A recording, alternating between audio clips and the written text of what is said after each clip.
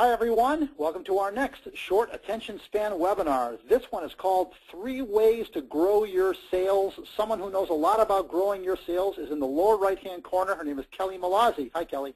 Hi, I'm waving. You can't see it, but I'm waving. Hi. Wow, you're having a great hair day too. It's so consistent. Every time I look at that picture, your hair is exactly the same. Listen, number one then, the number one way that you can grow your sales is to connect. Boy, this sounds really simple. I had a client. What we're talking about here is dealing with the customers that you have currently. I had a client today. We're recording this on a Monday. I had a client today who told me that, sent me an email over the weekend that said he had decided to include, as part of the sales challenge, calling on existing accounts and reminding them of the other things that he did. And he said, Bill, it was like you had called ahead of time and planted this. The guy said, I didn't know you did that, and gave me a big order. And he said, I got off the phone and just sat there like, it's not supposed to work like that. But your fastest sale truly is with the customers you already have. They know you, they trust you, and that's where you can expand and hopefully get more business. How do you do that? Well, you start with an account review. How long have you been doing work with them? What do they do? You can ask, do you know everything that they do? Do they know everything that you do? Just sit with a pad of paper and ask these questions. Then ask this question, where are they headed? It's like my friend Joe Webb said, it's far more important to stay ahead of the customer than it is the competition. What are their threats? What are their challenges? When you figure that out, then you can decide not only where to go with the account, but if you ask enough of customers this question, you can figure out where to take your entire company. You also want to make sure that you have worked for them lately. You have done something for them, not just taken an order, not just done a great job, but brought them new ideas, brought them solutions. While you're at it, you might as well include that. Why? Because they will leave you if they think you've stopped working for them. So if you're sitting there thinking, well, I don't need to do that because my clients love me, that is the first step towards losing that client, just so you know. You might also think about taking one of your product offerings per month and making sure that every single customer knows that's something that you do. The worst words that you can hear are, I didn't know you did that. That's awful. That means that you have not done your job. That's my number one. Kelly, what would you add to this? Well, there's a couple things.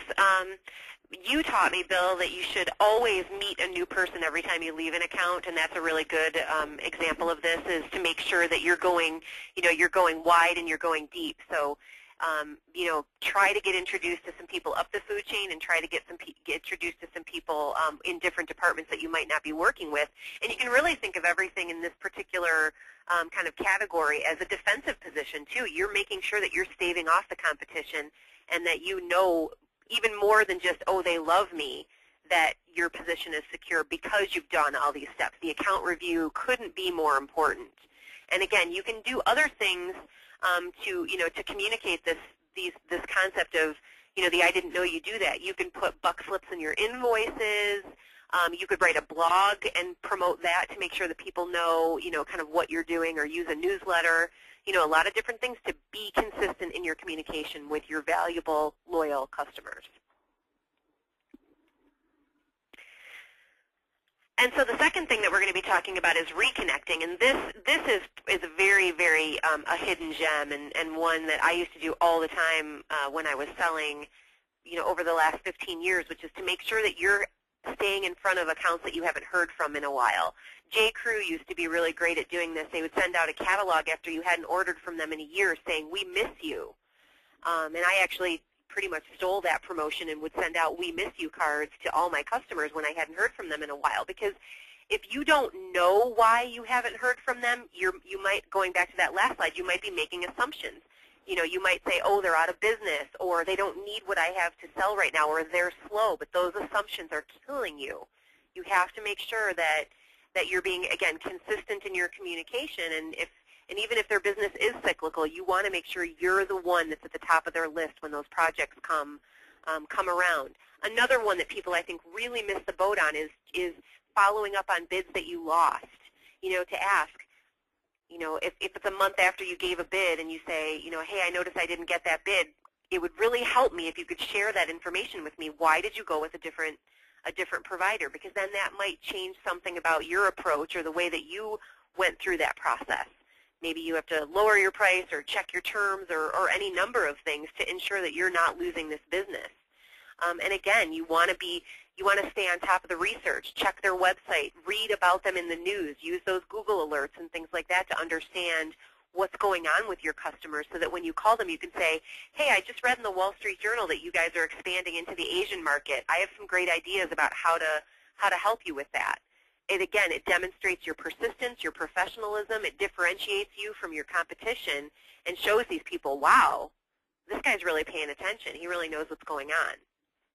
Bill, what do you have to add to the Reconnect concept? Just that there's no bad time to do this, but a great time to do it is at the end of the calendar year, because customers in the October, November time frame, they're thinking about the new year. They're thinking about what's coming up next. That's a great time to reconnect with them and say, tell me where you are going next year. But no bad time to do it. I don't want to dissuade anyone from doing this. Finally, we want to pursue. We want to go after new accounts. And this is something, of course, that we talk about in a lot of our blogs and the column and the sales challenge itself. But going after new accounts is the lifeblood of our sales existence. We're going to lose 10 to 15% of our business every year if we're lucky. You've got to be actively pursuing new referrals. You've got to be actively prospecting, actively networking, actively. How actively? Every single day. I don't care if it's one new call a day. You've got to do it. And as Kelly wrote a great blog, I don't care if you tell me you don't have time. You have time for one call. You know, if you're not making anything right now, then you've got to up that. Sure, there's times, you know what, I'm guilty too. I try to make 6 calls a day. When I don't hit 6, I make up for it the day ahead. If I know that I'm going to be out tomorrow, I double up today. I do everything I can to make certain that I hit 30 a week. By the way, business is booming, thank you very much, as a result.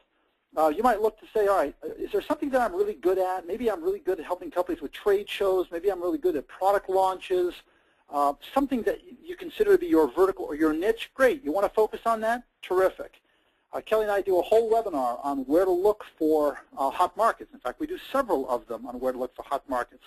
But you might look in the Wall Street Journal. You might want to do as much reading as possible in business journals. Look for trends. Look to see where things are moving in any economy. Kelly, any final thoughts? Well, one thing that it's important to do is, of course, you know what verticals you play strongly in, because you look at your top 3 accounts and you say, okay, I play really strongly in real estate, so I'll pursue more real estate opportunities. But you should really know where all of the salespeople in your company are and what verticals they play strongly in, because there could be more opportunities in those areas as well. So take a look at the company, your company in general, and see where the top accounts are and try to go after more of that same business, because it's a logical way to go. It's a logical way to say, okay, if we're really strong in education as an organization, chances are you've got a lot of great case studies and kind of anecdotal selling already in place. So it makes a lot of sense to go and pursue that. So your accounts and then the accounts of the company in general. Very good. All right, Kelly, thank you. Great job. And that's the information that we've got on 3 ways to grow your sales. We'll talk to you on the next Short Attention Span webinar. Thanks, Bill.